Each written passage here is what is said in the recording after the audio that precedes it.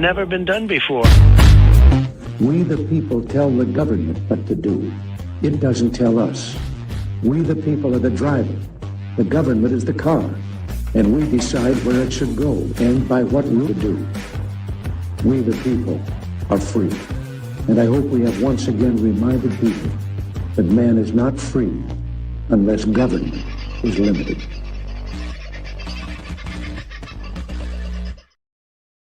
Hello, beautiful people. How are you this very fine day?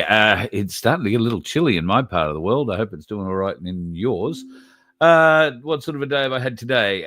Still in pain, sadly. It is what we do. I have a friend, a very hard rubber ball, which I have been mercilessly grinding into certain parts of my back and doing some good, I think, but the real problem is up here in my neck. I think that's what the issue is, and I think that's going to require somebody with a bit more skill and ability than me to put whatever's out back in where it should be. But enough of my bitching, whinging, and moaning. Dave O, first in the house tonight. Nice to have you in, mate. The lovely Donna, Aussie Sue, who always remembers to tell us to like and subscribe, folks. Please. It means a great deal. Not just simply the fact that there's a thumbs up there, but it really helps us with the algorithm, and we are forever suppressed. Just how it is. But if you do hit that thumbs up button, or if you subscribe, then that algorithm has just a little bit more to deal with. So, and it has been working lately. So we have been getting the subscribers that are actually trying to subscribe for once. So I'm pretty happy about that. So yeah, please like and subscribe. Margot, I hope you are well. Tony, trust you are very good, my man. The lovely Connie and Alan, and the big fella himself is in the house. Now, Clayton emailed me just before we went to air about some potential things that could be yelled at infiltrators or people looking to do the wrong thing during Sunday's march. And I quite like his idea. Instead of going with shame, like I was talking about the other day, he quite rightly points out that these people have no shame. That won't stop them. But if you start screaming out Fed or plant or agent or any of those sorts of terms, because that's what these people, as he points out in his email, are exactly that. They are agents of whatever nefarious part of government trying to stir up whatever nefarious kind of shit. And I believe that will be the case, at least in one place on Sunday. I think Melbourne will be that place. And I think it's the division is going to come from those people waving the Aboriginal flag. There is a professional Aboriginal protest mob who are getting together with a multicultural group to march down to Flinders Street Station, where everybody else is going to be meeting or marching to or from there. I don't know. So they've stated some pretty militant kind of things, and I would say that if there is going to be a problem, it'd probably be more with them than anything else. Sadly, it really shouldn't be, but it is what it is. So I would hope that those people who go with clear intention in their heart to do the right thing will be able to overcome what will, by comparison, be a very relatively small amount of people trying to make the loudest noise possible. I call them the mice that roar like lions, because that's all they really are, tiny little mice with really loud voices. They scream. But once you whack them on the head with a trap, they don't scream too much anymore. We've noticed quite a lot of that in my part of what I do. The lovely Rachel in the house. Hope my bits are behaving. Yes, I think your bit of your healing did do great things. But look, if you could just do that little vertebra right up in the very top of my neck back there, that would fix a lot of things for me, I think. And good to hear that you're out of hospital. What the? Pleased and recovering well, I trust. We'll be in touch because I'll be heading up your way sooner than you may think. Just seeing if anybody's got any questions there. G'day, Deb. Hope you're doing well. Paul's in the house. Rachel and Jimmy, JFK, surviving okay, I think.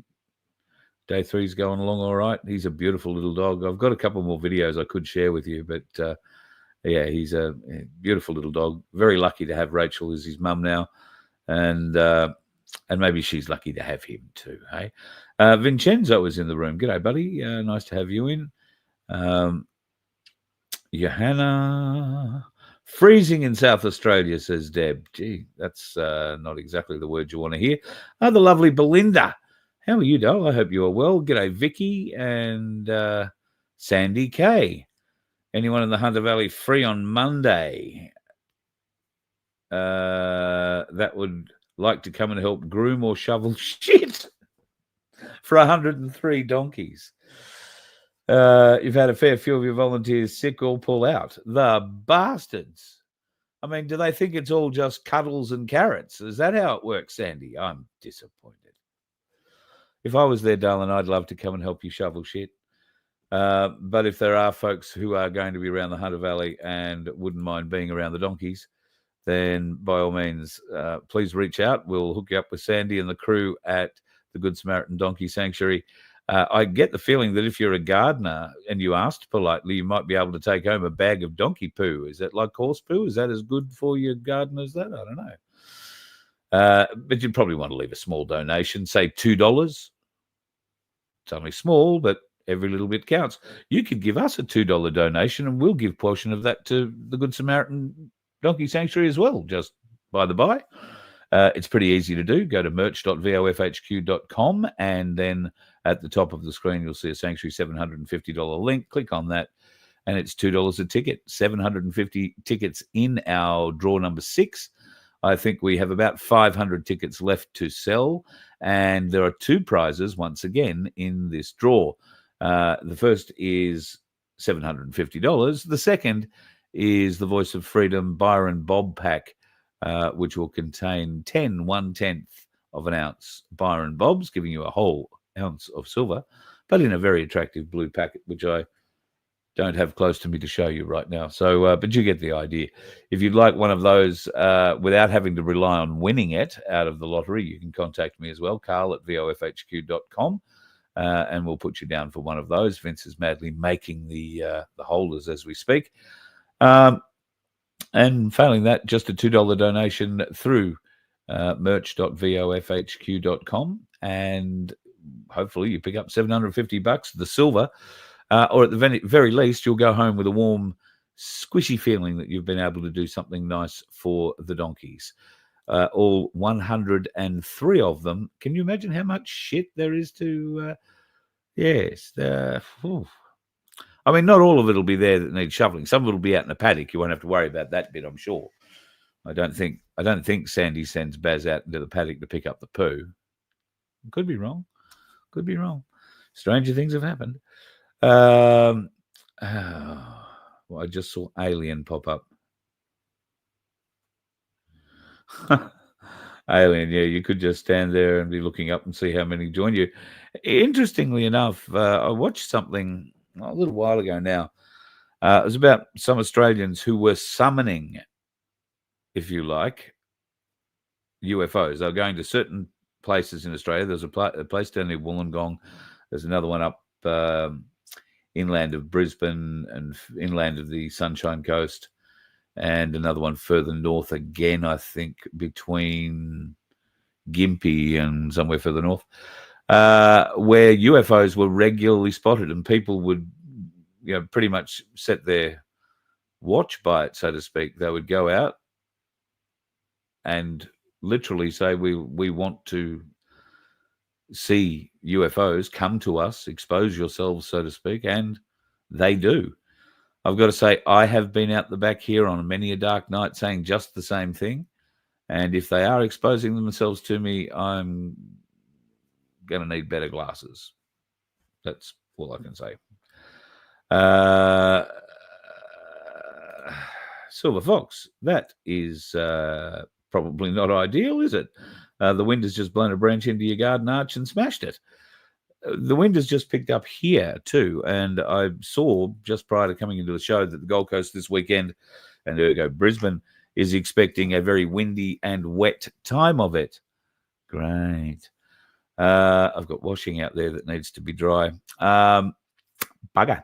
Anyway, if that's what it holds for the weekend, that's what it holds for the weekend. Daniel Weir, I trust you are doing well, my friend. Whenever I see Daniel, I think of Canberra because I still haven't caught up with you in Canberra. Dan. I haven't been there, in my defence, since the last time I was meant to catch up with you and didn't. But I promise next time I will. I did have a good conversation last night with Michael Offey off the air. We decided not to record that conversation and play it back because we can speak about a lot more things. And because it is an active court case, got to be a little bit careful about what is said. And so I had a very good chat with him yesterday and got a good idea of how the case is going. I haven't heard today if, as expected, Paul was going to be able to call his first witnesses. There have been submissions placed in front of the court every day so far this week that have meant the judge needs to go away and consider those submissions. In most cases, the jury can't hear anything about that and therefore can't hear any evidence either. So the jury have heard some evidence. They've heard the evidence of 2 prosecution witnesses, police witnesses. But as of last night, some various different things regarding the witnesses and authority and jurisdiction and a whole heap of other things were being tested quite significantly. And one of those tests needed to be passed by the prosecution this morning. Now, I'm assuming that they somehow managed to pass that test, or if they didn't, the court has chosen to ignore what would have been a plea for complete dismissal of all charges if they didn't turn up with the paperwork they were meant to. But the court has been doing what it bloody well likes. Let's be honest. It's administrating people rather than providing justice. And I've got no reason to believe that the one currently sitting in Canberra is going to do anything other than try and make Paul's life hard. So I will find out a little later on, no doubt tonight, and I'll bring you up to date, possibly over the weekend, with how that all went. The big problem, of course, being that because the court chose not to extend the dates where the boys could go and find proper legal support and get all their ducks in a row, they essentially were told no. This time last week, they were told no, you're going to court, going to trial on Monday. And that's exactly what happened. So Paul is currently running his own case in conjunction with a Mackenzie's friend and doing a really good job of it. Is he doing the best job of it? Is he doing a job that a $200,000, I don't know how they justify it, but $200,000 barrister could do? Probably not. But doesn't have $200,000. So anyway,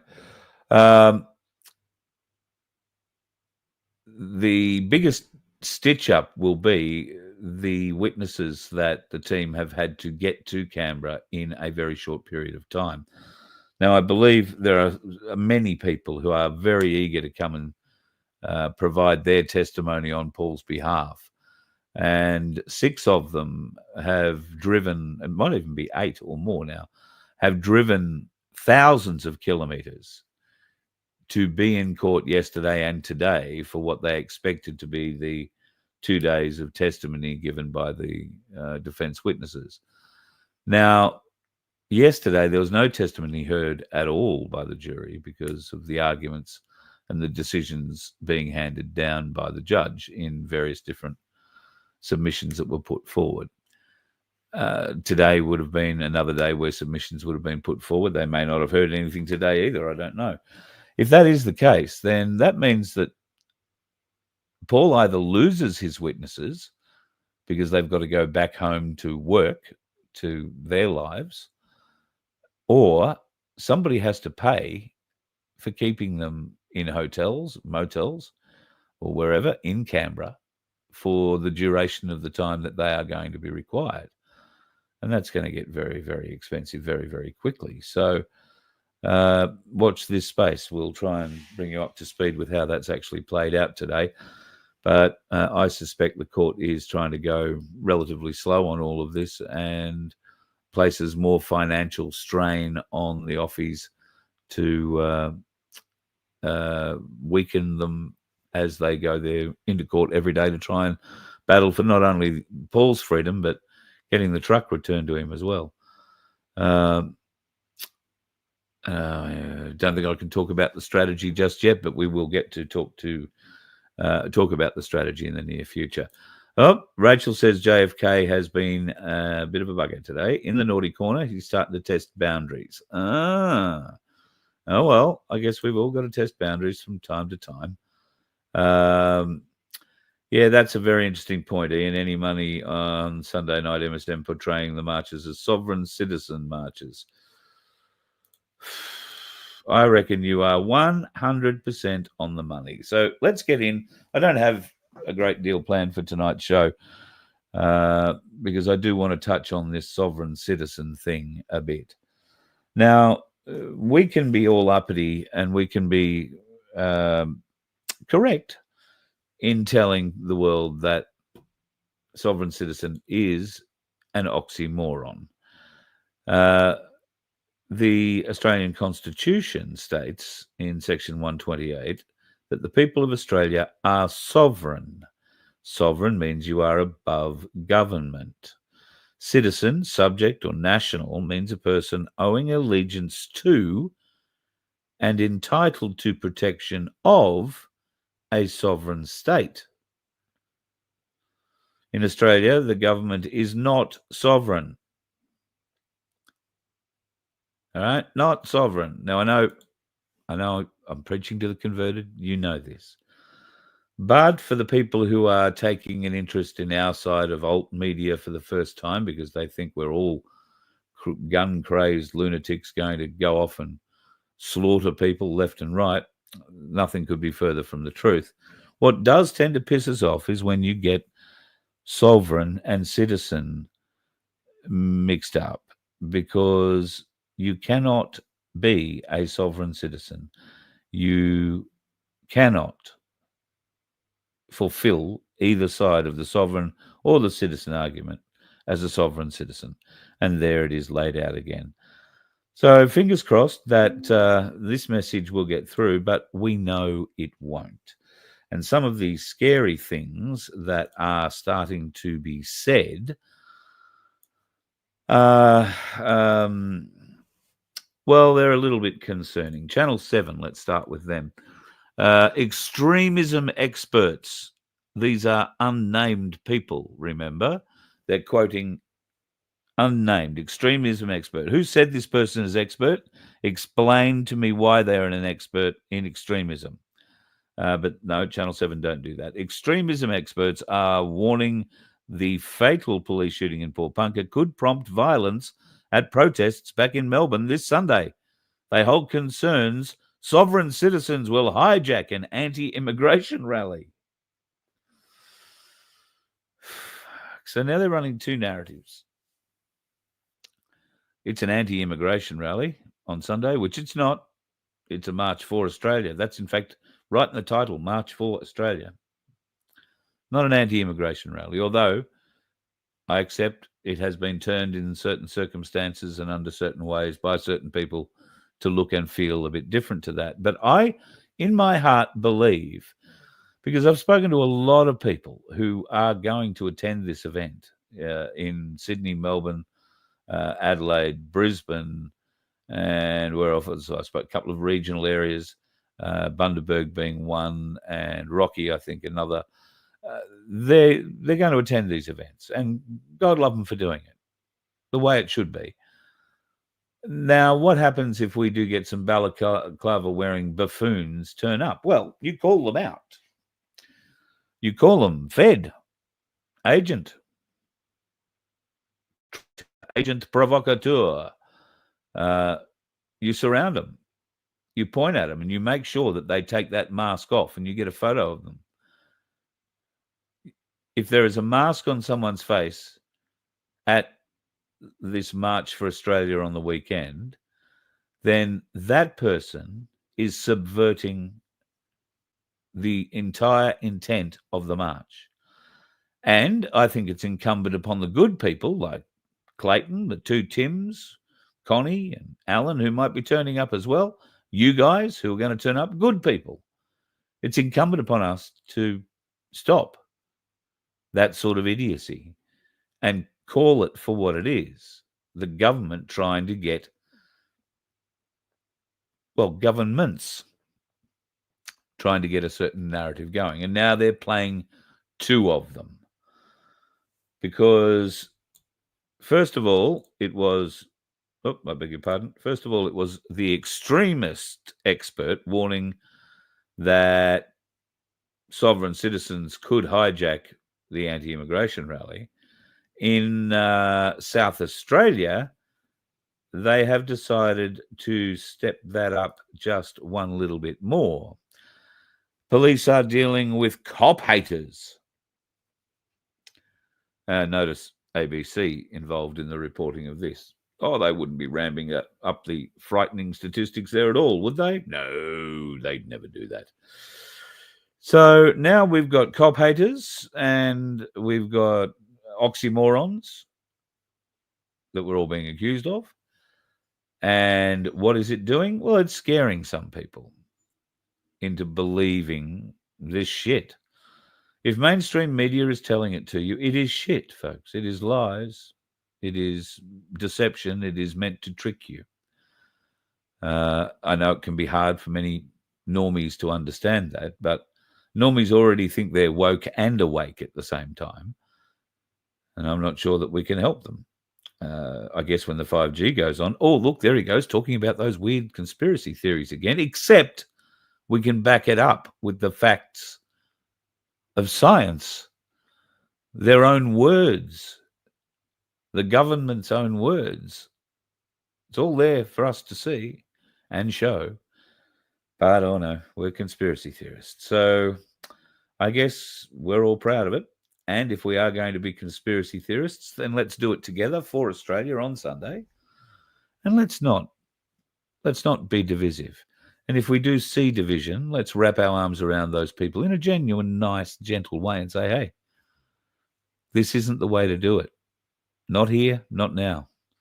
Because whatever you're fighting about isn't the Australian way. Because if you were talking about the Australian way, you'd be sitting under a tree sharing a beer, or you'd be hugging it out, or you'd be laughing and telling really bad dad jokes. Watch for those who come in with an evil intent, folks, and excise them from wherever you are.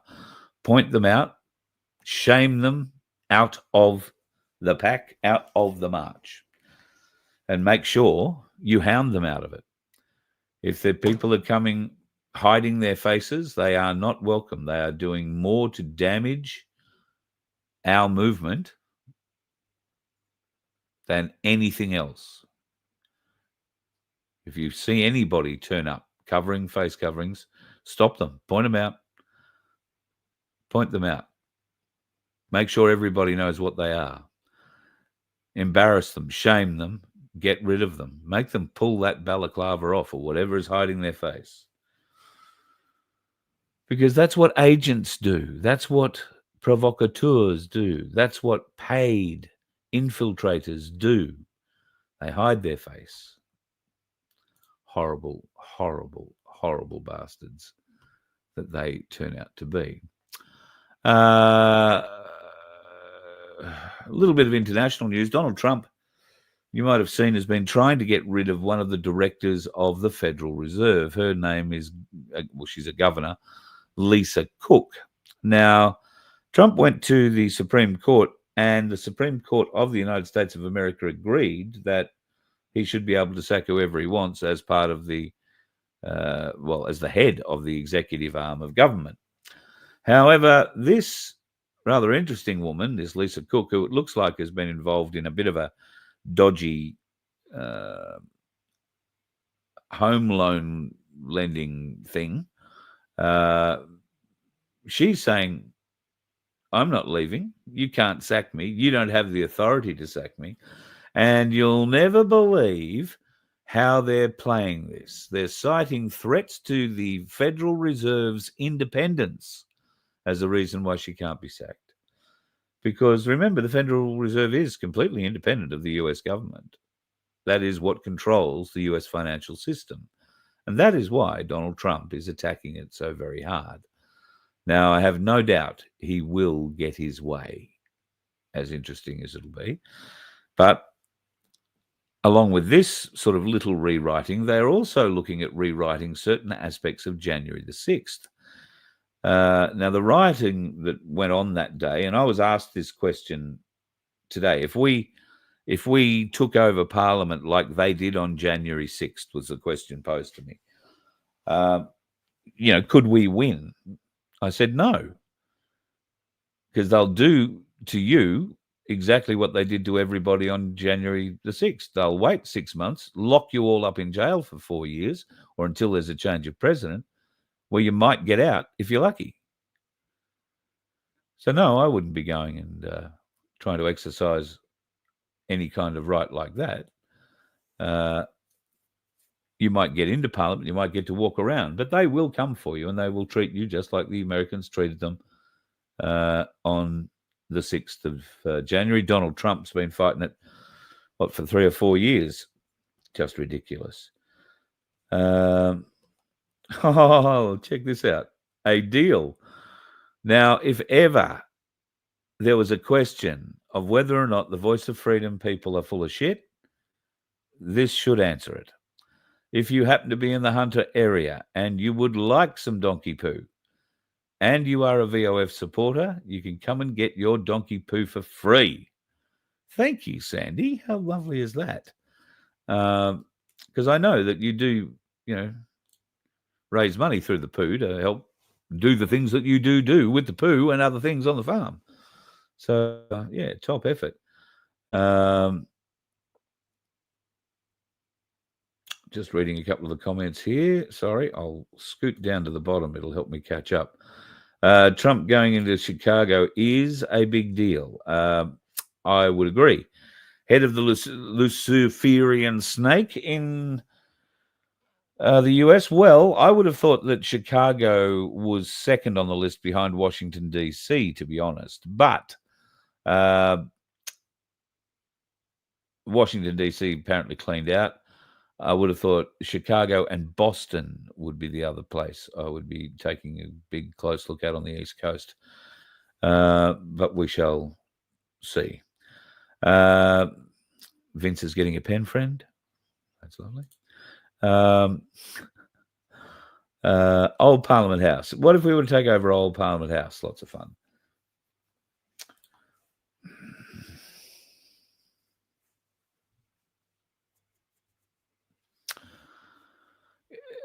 There is a school of thought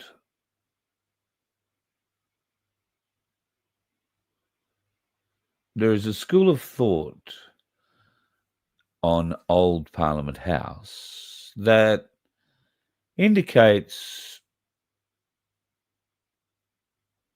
well, you wouldn't get arrested for taking over the corporate office up the road. Put it that way. They wouldn't be able to charge you with the sorts of charges that they might put on you for a January 6th style encroachment on the Australian Parliament House. It's very interesting. Old Parliament House has a lot of very interesting features to it, shall we say. Did you know that King Charles paid it a visit when he was out here recently, or start of the year, whenever it was, ho-hum? Why did he pay it a visit? Well, nostalgia maybe. But no, he turned up in the chambers and went and stood there and waited for a subject to raise a point with him. And, of course, there were no subjects in there to raise any issues that he had. So he said, right, well, I've attended. Nobody has a problem. I'll move on. And that's exactly what they did. Put him back down in the tunnel and shuffled him back off to whatever mansion he was staying in Canberra that night, probably the British Embassy. So it does happen. And Chicago, well, Chicago is certainly on the list of places that we would go to try and clean out. I would hope that we are going to see some of this in Australia sooner rather than later. But anyway. Now, folks, should we start a campaign to buy a bag of donkey poo and get the donkey sanctuary to send it to Albo with a note that says refill? I think that's lovely. Many years ago, I was working in Canberra when the last French nuclear weapons testing, I think at Rover Atoll, was happening. And there were a lot of protests in front of the French embassy. And one day, a truck, a very large truck, turned up with a whole heap of cow shit, merde, and dumped it at the front gate. It was about 5 foot high and 20 foot round. It was a huge turd pile. I was quite surprised. The French lived with it for weeks, but then I visited Paris and it smelled just the same. So I guess they get used to it. However, the French have experience with shit. And they have a shit leader at the moment who's just taken the gloves off with J.D. Vance. J.D. Vance has been on a family holiday in the UK and Europe, and he was going for a round of golf and lunch at some golf club in the UK. When it was found out that he was going to be there the next day, the staff all said, we won't serve him. Don't bring him here. We're going to walk away from him. Shows such disrespect. Even if you don't like the guy, just to show that sort of lack of respect for the business and everything else, it's just, well, it's not surprising, I guess. Now, of course, Europe the EU is starting to flex their muscle. Of course, it's more like that, and it's a very self-gratifying move because it's not going to do anything other than make them feel good for a very brief minute or two. And Macron is heading the pack. Now, it's all about the tariffs. He's trying to fight back against Donald Trump's huge European tariffs on things. And they'll come up with one or two little pet things that they can fire back. I don't think any one of them is going to affect Candace Owens, who is still going hell for leather, exposing Macron's wife as a man, a Rothschild, nonetheless. If you haven't caught up on her series with that, I know it's behind a paywall. I haven't seen it all myself, but I have seen her sideshows about it. A lot of the information that is in the main show comes out in that. It's pretty much irrefutable evidence, I've got to say. And the fact that a political leader is trying to use their political sway with the president of the United States of America to have her curtail whatever she's saying about Mrs. Macron, the woman that beat her husband up as the plane door was opening wherever they visited a little while back. I think it's hilarious, but people will wake up eventually, one hopes. The government are scared when you hear the media lying. You're 100% right, Daniel. And the media need to be called out at every stop as well. They are liars. They are generating news. They are, well, if you're Avi, they're provocating. They're insulting. They're provoking to get a reaction so that then, in Avi's case anyway, he can claim that he was hurt in some way. Oh, you picked on me. Such a sad... And he's doing it again. I've got... since I did that thing on Avi last week, I've had so many people tell me, oh, you've got to do this, you've got to watch this, you've got to watch this. Do it on him on this show. Look, if I was going to cast my life around Avi and the kind of shit that he pulls, I'd be a very different person. That isn't me. I'd like to point it out to folks to say Avi is a Zionist stooge who is screwing with everybody. He's having a lend of you, and then he's going to take your money from you. Oh, my microphones didn't work very well. That's because... Okay. Here's a little microphone etiquette. I haven't got one here that is like, within reach at any rate, that is like the one he used. But let me give you a little microphone etiquette. Let's say that this glasses case is the microphone, and this end is the bit you talk into, you pointed at you. Now, generally, microphones taper down into a little point, and if it is a wireless microphone, it'll have a little transmitter out the bottom of that. All right, you may not see it. It might just be something that pulses out of the thing. But if you hold your microphone with your hand wrapped around that little transmitter, so you've got as much of the microphone end sticking out, and you're really only holding onto the end of your microphone, your hand is wrapped around the transmitter or receiver, and therefore it's not working.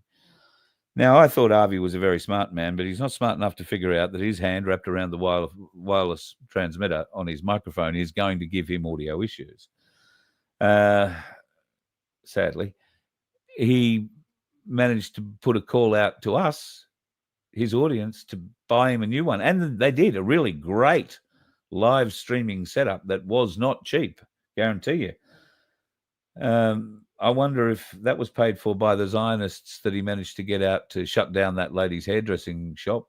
I mean, she was pretty woke, but I don't believe that the actions that he took that day were any better than or less horrific than what the Nazis did to the Jews in 1935, 36, 37, when they started kicking them out of the country.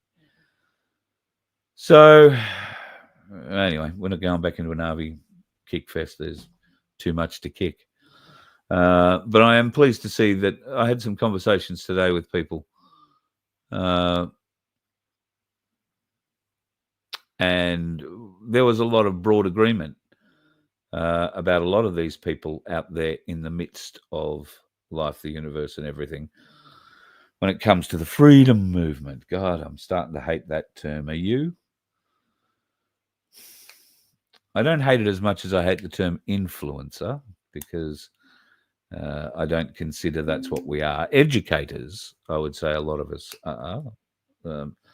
I would also say there are a few wankers, a few dickheads, a few morons. But that's why God gave us the ability to discern. And you can choose to put me in whichever one of those categories you choose. That is your right. I've had a lot to say about... Oh, well, actually, before I go on to that, I'll talk about the September 13th march, for the want of a better term.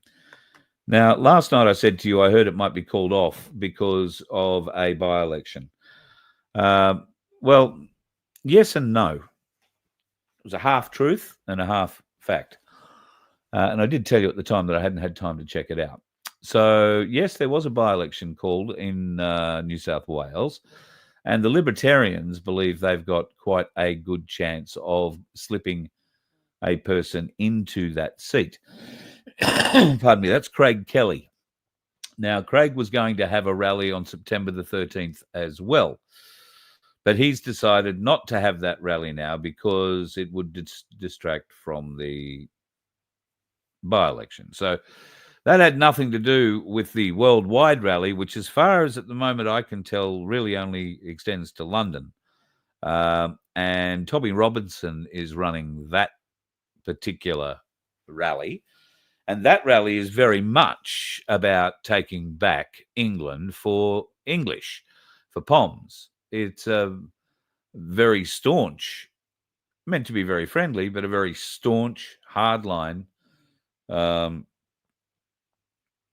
event to make sure that the government knows they're doing the wrong thing. And of course, the government already knows they're doing the wrong thing. They don't care. But Tommy Robinson is speaking about September the 13th in terms of this is where the English people get to stand up and teach the world what it is to rebel. So they'll be doing it approximately 12 hours after we stand up and do whatever we're doing on September the 13th. I'm not sure if that's raising hell or gathering around holding hands and singing Kumbaya. And I'm not completely sure those people organising it are going to, well, I'm sure they'll have better ideas as it gets closer. However, the September 13th rally is not off in Australia because of a by-election in New South Wales. It's, Clayton, Arvie, Tommy Robinson is the Arvie of the UK. Well, he's done a bit more jail time than Arvie, just saying. But yes, I understand Tommy has some... look, what can I say? Tommy has had some challenges, some very confronting things thrown his way, and he has reacted, not unexpectedly in certain ways, which have landed him in a fair bit of trouble. I guess they've slammed him with the same kind of bullshit they've slammed Desi Freeman or Philby, depending on what name you knew him by. That, of course, is the gentleman who's still on the run, night 4, I think it is, in Victoria, in the high country there, where it's starting to snow and rain and get wet and horrible and freezing cold. But I don't think Desi will have too many problems with that. In fact, I nearly put it up as the meme to open the show with tonight, and I thought, is it too close? Is it too soon? Some smart bugger out there has come up with a Where's Wally meme, but it's Where's Desi? And you can imagine there's hundreds and hundreds of blue-clad police wandering through the bush, all trying to find a little pair of Desi's eyes poking out from behind a log somewhere. Probably not good taste to tell you about it either. I don't condone if Desi shot those police officers, and I mean if, because you're only going by what they say, what the media has told you, and they're ramping up the sovereign citizen bullshit. And now they're trying to link it, particularly Channel 7, trying to link it to potential dangers on Sunday at the March for Australia. Watch those people who are trying to do that. Watch those media agencies that are trying to do that. They're the infiltrators. When you see them on the streets on Sunday, do not talk to them. Do not give them a comment. Just tell them they're liars and they should be getting a job in our side of the game. Ask them where their integrity is. They have none. Ask them where their ability to discern truth from fiction is. Ask them why they're not allowed to follow a gut instinct on a story. Because in many cases, they're not. They're stopped by people higher up. So Sandy, you've got a bad feeling about the march. Look, I honestly don't believe there's going to be too many problems anywhere outside of Melbourne. And I'm not even sure it's going to happen in Melbourne, but I have some pretty good intel from people down there that say that the professional Aboriginals, the Aboriginal activists, the urban Aborigines of Melbourne are getting together to create all sorts of trouble, and they're going to be inviting their multicultural cousins. Now, you can be pretty much guaranteed anybody that they invite will not be white. So you are quite likely to see a fairly large contingent of Africans amongst other races turning up at that as well. And of course, at the moment, rightly or wrongly, Africans can, just the mere appearance of them can incite fear in people because they're tall, lanky buggers and they can hide machetes in weird places. Now, I don't know if the machete laws have taken effect in Victoria just yet, but let's be honest, does anybody really expect the criminals with machetes to walk up to a box outside of a police station and hand their machete over? Well, they might, but only if they've got a gun sitting at home that they can take out with them next time too. But that's just some of the idiocy they're getting on with. Now, hey, Carl, Redneck, what was this? Heard an unsubstantiated comment that Desi has a court case against dictator Dan that was supposed to start directly. Don't know details, might be worth a look. Okay, so I do know a bit about this. Desi, okay. Do you remember last year there was a court case in a little town called Myrtleford, and we sent people to go and cover it. The court didn't open that day; they stayed shut. That was because Desi had arrested or placed the judge under arrest, who was due to hear a few other things, I believe, in the court that day. Desi himself that day was also arrested, and I think it was the night before, was arrested and taken to the Wangaratta police station where he was locked up. And he was locked up for a period of time, long enough for him to get out, get back to the court when it did open, and find that his matter had been dealt with while he was locked up, and he had no recourse to go further with it. That's what I believe happened with Magistrate Dunn, I think the guy's name is. And Dunn was also the magistrate, I believe, who has been instrumental in some of the triggering incidents that have led up to this, that have affected this fella. There has been an outpouring of information from friends of Desi Freeman, people who know him well, and no one is condoning the shooting of anybody. However, there are questions being raised as to whether or not he actually did do that. There were more questions raised around the fact that the evidence to support the warrant seems to be a little weird. It's all historical evidence. It's all something that's, all a bit long ago and weird. Nobody really knows what it's about, but it's just a ploy they're using to get him. At least that's what friends close to him are saying. They're also saying that you won't find him, not until he wants to be found. And interestingly, one friend also said, Desi's family's fine. They're not with him. They'll be out in a few days. And the police will look stupid because they've been running around looking for them, and they've been safe in town the whole time. And as it turns out, last night the police went and raided an address in Porpunka and found Desi's wife and a 15-year-old boy and the little baby. Arrested mother and the 15-year-old boy, later let them go without any charges. Well, seems fair because they didn't do anything. They weren't held for very long either, from what I can tell. So you'd imagine that she's pretty staunch and she's not going to be helping the police find Desi anytime soon. Desi, from what I've learned, and I've had a bunch of preppers ring me and want to tell me that they all know him and how good a bloke he is, and more particularly what level of knowledge he has living in the bush. So the general consensus is you won't find him until he wants to be found or he wants to come out. And he may decide that he doesn't want to come out. He'll just stay in the bush for as long as it needs be. And there will be people who will help feed him, I'm sure. But from what I'm led to believe, he's very capable in the bush and can feed himself. He doesn't need people to come and feed him. It's always nice, though, if somebody has a hot apple pie cooling on the windowsill. Oh, that's an American thing, isn't it? God knows. G'day, Kev. Hope you're doing well, mate.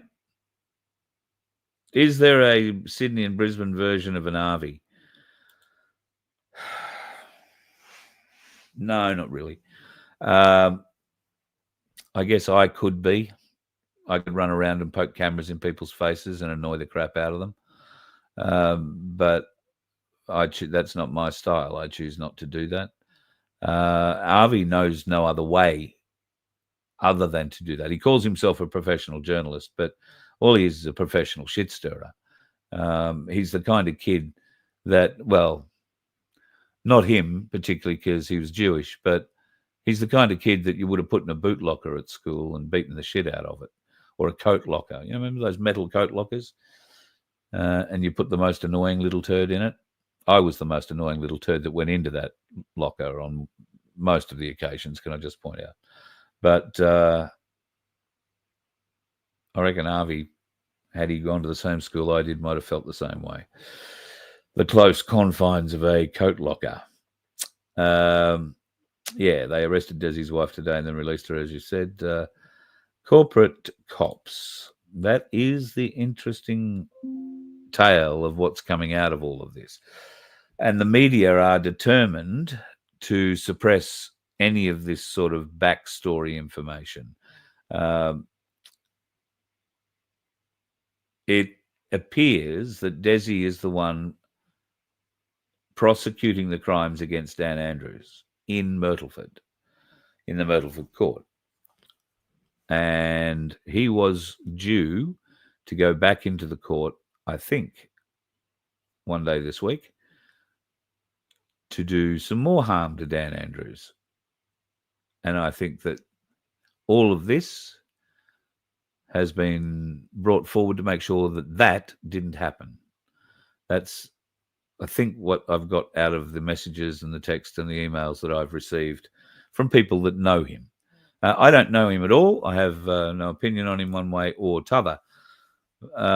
What I do see is a lot of similarities between this bloke and the Trains, who were murdered by Queensland police a few months back up in Tara in Western. Two police that were shot there too, from memory, and a local, the next door neighbour. There is theories and talk that the next door neighbour was actually shot by police. Why were there 3 police officers breaking into Desi's bus, and they were breaking into his bus, when there were 10 more apparently standing around? Well, 10 turned up to deal with this warrant. 3 of them were used to break into the bus and got shot. And Desi was able to escape a bus. I live in a bus, right? I understand how difficult it is to escape from one. There's only one way out, unless you've cut your floor out or done some weird things. There is only one way out. So how did the other 7 police miss him?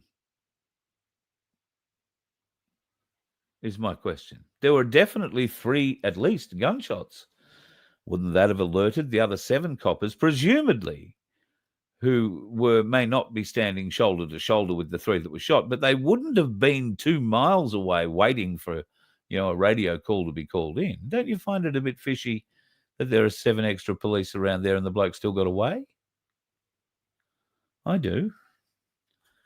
I mean, he just might be very clever. He might be very smart and very able, but I don't know.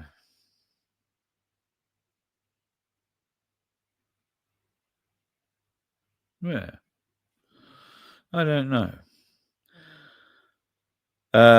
Why did they arrest Desi Freeman's wife? They arrested her to find out what she could tell them about where he is. Tell us where he is. I'm not going to tell you. I don't know. You won't find him. Thanks very much. You're not arrested anymore. I reckon that's pretty much how it proceeded. She had the little one with her. She is in obviously no danger from him. And by the sounds of it, whatever these trumped up supposedly charges are against him, these historical charges, don't seem to relate to that lady or the children in his care at the moment. So I don't know. It is all a bit funny. Mainstream media use the word alleged. Yes, they do. That's their get out of jail free card. If you say somebody definitely did something, then you're in the shit. But if you allege they did it, or they allegedly did it, then that's your get out of jail free card. Well, I didn't say you did do it. I said it's alleged that you did.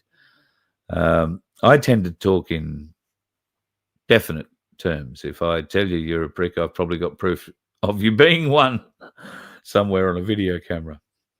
That'll be for people close to me around here will know what I'm talking about that. Well, there you go. Shane and I are on the same page. You were on it before I was. I'm just late to the party scrolling down. What's this one, Clayton? You're talkative tonight. Come on, I was going to fly over to...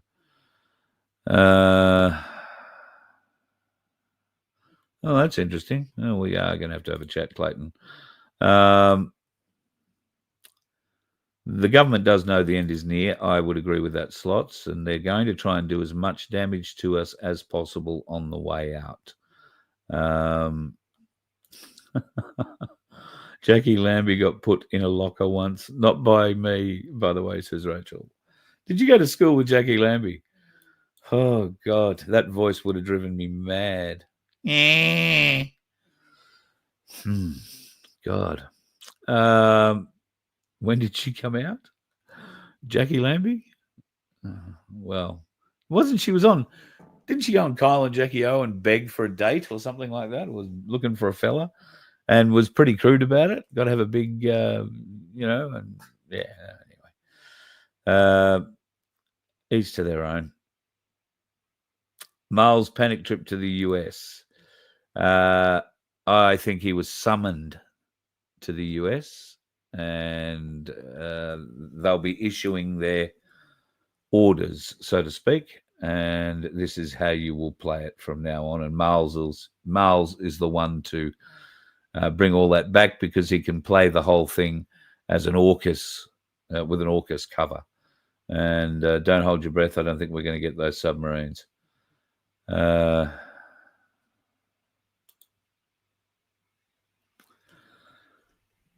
That's another very, very good question, Sandy. You can tell the difference between the age in the photos because of the different hats the two officers are wearing. And even the younger one isn't wearing a hat that they get dismissed with out of the academy these days. These days they come out with the black Nazi caps that the Victorian police are so well known for. But yes, I thought the same thing. Why are the photos that are being released of these officers who are detectives, right? So they're reasonably senior. They've been in the force. You've got to think more than 10 years. They've been through the uniform and they've decided to get into fighting major crime. And in this case, good dudes, supposedly, fighting pedophilia and, child sexual abuse. Ordinarily, those people can't say enough good things about them. However, we have learned, particularly through Victoria, that group can be quite a lawless bunch of pedophiles themselves. And they have absolutely no problem using the legal system to aid and abet them committing crimes against families, particularly the men in those families. They'll bribe a lot of the women in those families, saying how much the government will give them financially if they just say, oh, well, here's what you've got to say to get that benefit, and here's what you've got to say to get that benefit. And if you've got a militant mum who doesn't want, who just wants to hurt her former partner, then she'll make sure that the kids don't see their father again until they are adults and can choose to do so themselves. It's a horrible state of affairs, and quite a lot of it is instigated by the child stealers in Victoria. Horrible bastards that they are. More investigations are poking up all over the world regarding gender reassignment in bathrooms, meaning primary schools, high schools, particularly in Denver, Colorado, and other places in America now, are not free-for-alls. You can't go to work or can't go to school one day with a willy and decide that you're a girl and start using the girls' toilets. It's not going to happen anymore. And it shouldn't be happening here either. I don't believe it's happening to huge extents, but we do have woke people who don't mind pushing that narrative still, which is a bit of a problem.